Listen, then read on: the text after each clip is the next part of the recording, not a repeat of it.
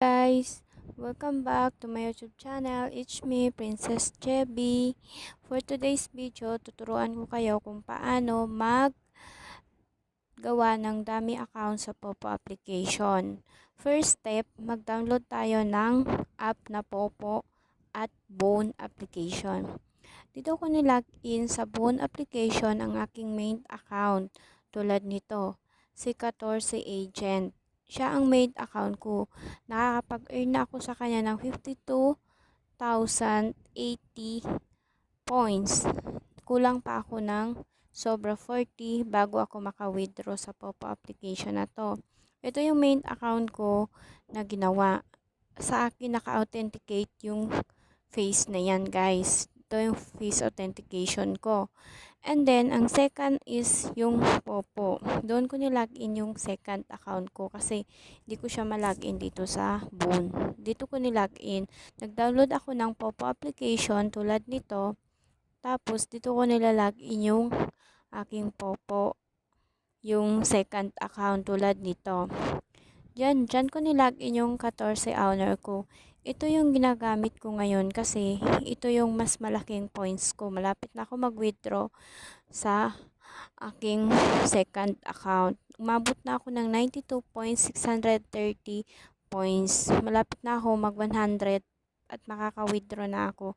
Pero ang face authentication nitong isang account ko is hindi sa akin, sa kapatid ko.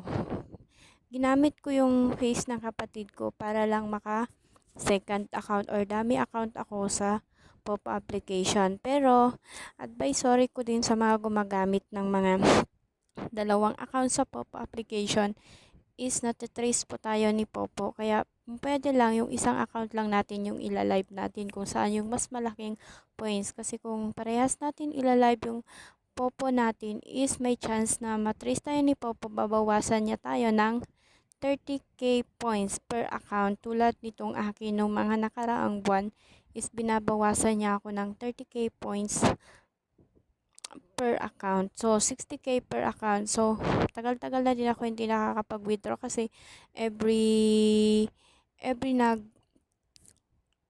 nagla-live ako is natitrace ako ni Popo. Tulad nito, guys. Ayan due to your repeat broadcasting on multiple account, sinabi niya yung number ng ID ko is claiming duplicate word for live stream tasks which violate platform regulation, platform penalty deduct on 30,000 points, cancellation of today live stream task, and 1 day suspension of streaming. So, hindi lang siya 1 day suspension. Dumating sa point na 3 days suspension yung account na to.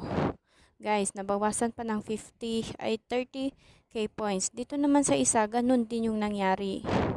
Ganun din yung nangyari. Both side po ng account ko is nabawasan ng 30k points. So, sa buwan ng July is nabawasan ako ng 200, mahigit 200 points yung nabawas sa akin ni Popo kasi nag-multiple account daw ako. Kaya guys, sa mga nagdo-double account, isang account lang po yung gagamitin yung mag-live. Wag po sabay kasi pag sabay po, pag matrace kayo ni Popo, babawasan niya kayo ng 30